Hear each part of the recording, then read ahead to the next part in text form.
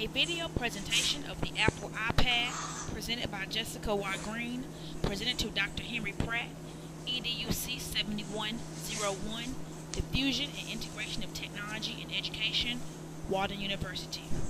To begin with a brief summary, the iPad is a line of tablet computers designed, developed, and marketed by Apple Incorporated. It is used primarily as a platform for audiovisual media, including books, movies, music, games, videos, and web content.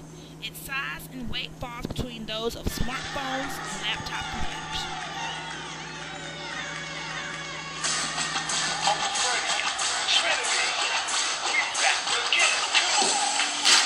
Everything about you looks like you defeated. Came here with like an iPhone and iPod Touch, the iPad is controlled by a multi-touch display and has an on-screen keyboard in lieu of a physical keyboard. The iPad uses Wi-Fi connection, and some models even offer a 3G wireless network. Apple released its first generation iPad on April 3, 2010, and sold 3 million of the devices in the first 80 days. By the release of the second generation iPad, the iPad 2, on March 2, 2011, more than 15 million iPads had been sold. This information was taken from Wikipedia on October 19, 2011. What problem or need existed that gave rise to the Apple iPad? The iPod, iPhone, and iPad didn't make Apple billions because they were new, high-quality products. They were that, but they enabled the company to improve content consumption in places where people would be consuming content anyway. Therefore, the iPad was created in an attempt to keep the company, Apple, at the forefront of the computer manufacturing industry. It was created to be used as a variety of areas to offer an all-in-one package for connectivity, computing, gaming, and any other task you might think of.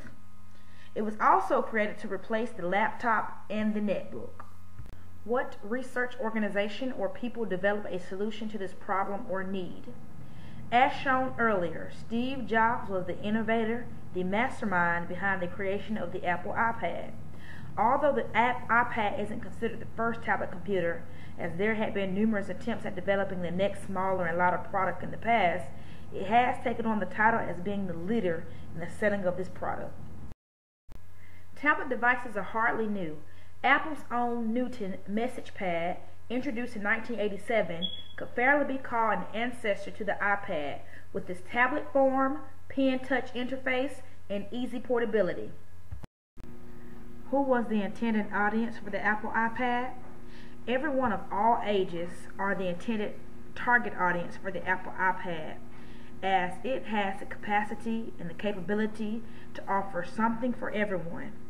Think about these individuals. The person who rarely uses the computer, the person who is absolutely into gadgets and new technologies, the ebook readers and owners, the iPhone and iPod Touch users, and the Mac and PC owners. Information about how the Apple iPad is marketed has been given earlier in this presentation. As it relates to the production of the product, the iPad is assembled by Foxconn, which also manufactures the Apple iPhone and iPod in China. According to All Things Digital, what you see presented is an estimated breakdown of how much it costs Apple to produce an iPad 2. The rate of adoption is defined by Rogers and Diffusion of Innovation as the relative speed with which an innovation is adopted by members of a social system. This takes the form of an S-curve, and this is an example of an S-curve for the Apple iPad. The terms that are used in this S-curve, innovators, early adopters, early majority, late majority, and laggards, will be explained in greater detail a little later in the presentation. But basically, this S-curve shows that the idea of the iPad diffused relatively rapidly. Over the years, the computer industry has taken a variety of turns, with numerous trends and speculation on where technology will go. Many advancements have helped the industry. However, they all essentially took the same existing concepts and made them faster. In contrast, Apple's contributions have been key steps forward in how we use our computers. According to Kessler in his 2010 article, in order to create its tablet, Apple had to ride a wave of consumer readiness and incorporated the technologies and approaches to computing that have come to define computing in the modern era. Persuasion. Apple's financial statement revealed that consumers have formed a favorable attitude towards the innovation of the Apple iPad 1 and the Apple iPad 2. For instance, Apple revealed that it posted a record revenue of $29 billion and record quality net profit of $7.31 billion. Apple sold 9.25 million iPads this quarter, and this is a 183% increase over the year ago quarter. Decision. Tablet computers will see an explosion in sales over the next 4 years, selling 60% as many units as PCs by 2015. And Apple's iPad will still have almost half the market by then, says the research group Gartner. And this is taken from Arthur's article, 2011. Implementation of the Apple iPad. There are many different uses of the Apple iPad, including checking email, searching the web, watching videos and movies, playing games, downloading applications, reading ebooks, etc.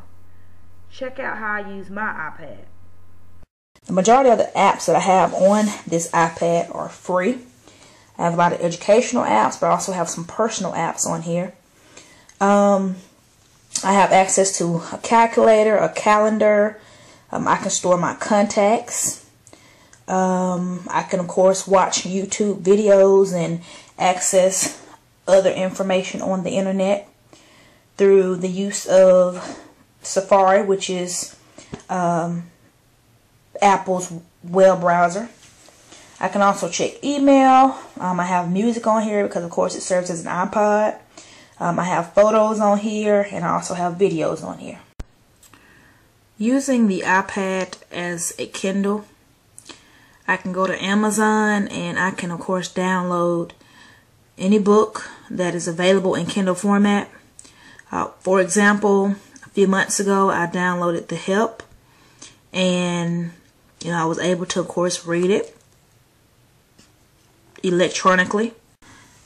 I can watch movies on the iPad. For example, I have a Netflix account in which I can stream movies on my iPad. I can stream them from my Wii, or I can stream them from my Blu-ray player. For example, the last movie that I watched was Sleeping with the Enemy with Julia Roberts. I've never seen that movie before. Awesome movie. I think I have the sound down now, so let me turn the sound up.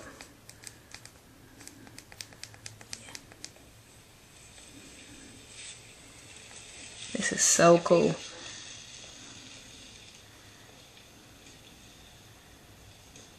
Sorry.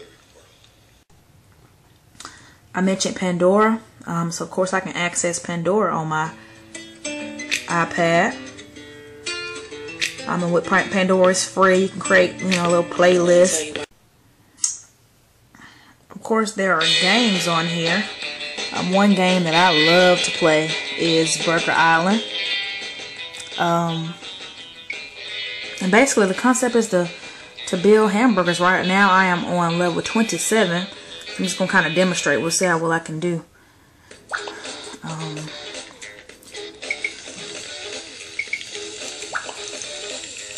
So basically I have to build the burgers as they come out. So this first one is a double veggie burger. And I have to put everything in order, of course. And if I don't, then I mess up the order.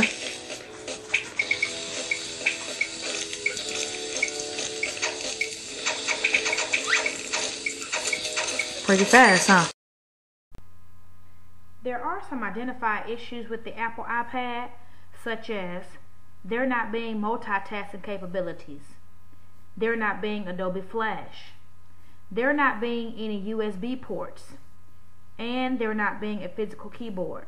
However, I'm not convinced that any of these issues would be cause for a deal breaker for those who are looking into purchasing the iPad. This concludes part 1 of my video presentation on the Apple iPad. Please click on the link provided to view part 2.